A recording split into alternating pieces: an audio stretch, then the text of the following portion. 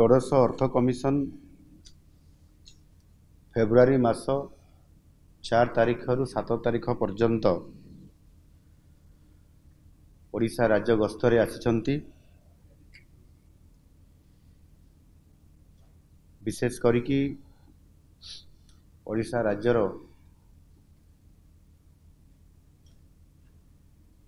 अर्थनैतिक स्थिति सहित आमर ग्रोथ एवं ता सहित डेवलपमेंट काम को अनुध्यान करने सहित आगामी दिन में ओडिशा किभली भाव में जो क्षेत्र में आमर कम अच्छी ता उपरे विशेष गुरुत्व आरोप करा जाई आगामी दिन में ओडिशा को एक समृद्ध ओडिशा आड़ को नबार ये चिंता मध्य से रखा जाइछि। विशेष करिकी कमिशन 4 तारीख आसला परे सर्वप्रथमे ओडिशा रे प्रतिष्ठित थिबा आमर ओडिशा जनजाति संग्रहालय एवं कलिंग स्टेडियम परिदर्शन करिबा एवं परवर्ती पर्याय 5 तारीख रे पूरी परिदर्शन सहित कोणार्क यह निश्चित भाव में मु तांकरे परिदर्शन आज बैठक रे एवं समान को बहुत सुखी कराई पारिछि।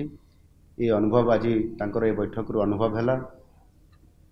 विशेष करिकी आज आमे कमिशन को सहित जो आमर आलोचना हला ये बैठक रे राज्यर विभिन्न आर्थिक दिग प्रति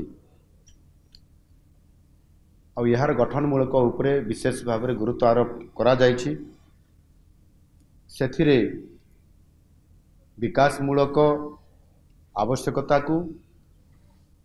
एवं से अनुसार तार आर्थिक क्षमता एवं प्रस्तावित आर्थिक हस्तांतर व्यवस्था संपर्क में कमिशन का सहित डिटेल आलोचना होइछि एवं कमिशन का सम्मुख में मध्य आमे किछि ओडिशार विकास को त्वरान्वित करने पाई आमे किछि प्रस्ताव तांको पाखरे आमे रखिछु एवं आमर आशा अछि जे आगामी 2026-2031 जो ये पंचवार्षिक योजना माध्यम रे यह प्रतिफलित हबो एवं निश्चित भाव में ताकू आधार करी आमर कमिशन उपरे जो आमे दाबी रखिछु ता उपरे किछि प्रमुख बिंदु भी आमे रखिछु सा उपरे मध्य मु जस्ट किछि आप पाखरे मु कहया पई चाहे। विशेष करिकी केंद्र सरकारंकर जो टिकस अच्छी बा टिकसर जो आय हुए सेथिरु साधारणतः भावे राज्य मान को जो बंटन करा जाउछि 41%, 41%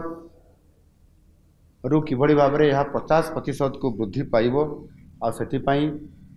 आज आमे कमिशन पाखरे आमर दाबी एथिरे उपस्थापना आमे उभय लिखित आकार रे एवं एठी आलोचना कला बेले मध्य मु मोर वक्तव्य रे कथा को मु रखिछि एवं विशेष करिकी केंद्र सरकार टिकेस आयर जो अंश राज्य मान को बंटन करा जाय थाए राज्य मान मध्य एक निर्धारित सूत्र आधार रे बंटा जाए जो ओडिशार भाग 4.528% ओडिशा पाई थाए। यही ओडिशार भाग को तार वृद्धि करने पाई आमे 4.964% को बढ़ाई आमे दाबी रखिचु। यह करले निश्चित भाव में आमे अधिक आर्थिक सहायता ओडिशा पाई परिबो एवं षोडश अर्थ कमिशन 2026-31 अवधि पाई केंद्र द्वारा आकलन करा जायथवा मोट राजस्व प्राप्ति GRR ର 2% ସମସ୍ତ ଗ୍ରାମୀଣ ଓ ସହରାଞ୍ଚଳର ସ୍ଥାନୀୟ ନିକାୟ ସଂସ୍ଥା ପାଇଁ ମିଳିତ ଅନୁଦାନ ସ୍ଥିର କରିବା ପାଇଁ ମଧ୍ୟ ଆମେ ପ୍ରସ୍ତାବ ଦେଇଛୁ। ଏ ଅର୍ଥ ଆମକୁ ପ୍ରାପ୍ତ ହେଲେ ନିଶ୍ଚିତ ଭାବରେ ବିଶେଷ କରିକି ପଞ୍ଚାୟତରାଜ ଏବଂ ଯେଉଁ ଆମର ଲୋକାଲ ଅର୍ବାନ୍ ବଡିଜ୍ ଅଛି ସହରାଞ୍ଚଳର ଏଥିରେ ଆମେ ଗୋଟାଏ ସ୍ୱତନ୍ତ୍ର ଭାବରେ ଅଧିକ ଅନୁଦାନ ପାଇପାରିବୁ, ଯାହାକି ଲକ୍ଷାଧିକ ଟଙ୍କା ଅଛି। ନିଶ୍ଚିତ ଭାବରେ ବହୁତ ବଡ଼ ଗୋଟିଏ ବିକାଶ କ୍ଷେତ୍ରରେ ଏହା ଉପାଦେୟତା ମିଳିପାରିବ। ଏବଂ ରାଜ୍ୟ ବିପର୍ଯ୍ୟୟ ପରିଚାଳନା ପାଣ୍ଠି SDRF ପାଇଁ ଦିଆଯାଉଥିବା ବାର୍ଷିକ ଅନୁଦାନର 75% କେନ୍ଦ୍ର ଦେଇଥାଏ ଏବଂ ବାକି 25% ରାଜ୍ୟ ସରକାର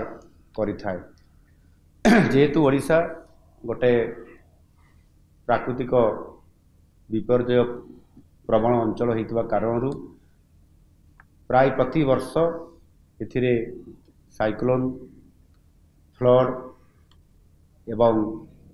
ବିଭିନ୍ନ ପ୍ରକାରର ପ୍ରାକୃତିକ ବିପର୍ଯ୍ୟୟ ଆସୁଥିବା କାରଣରୁ ଏଥିରେ କେନ୍ଦ୍ର ସରକାର ନିକଟରେ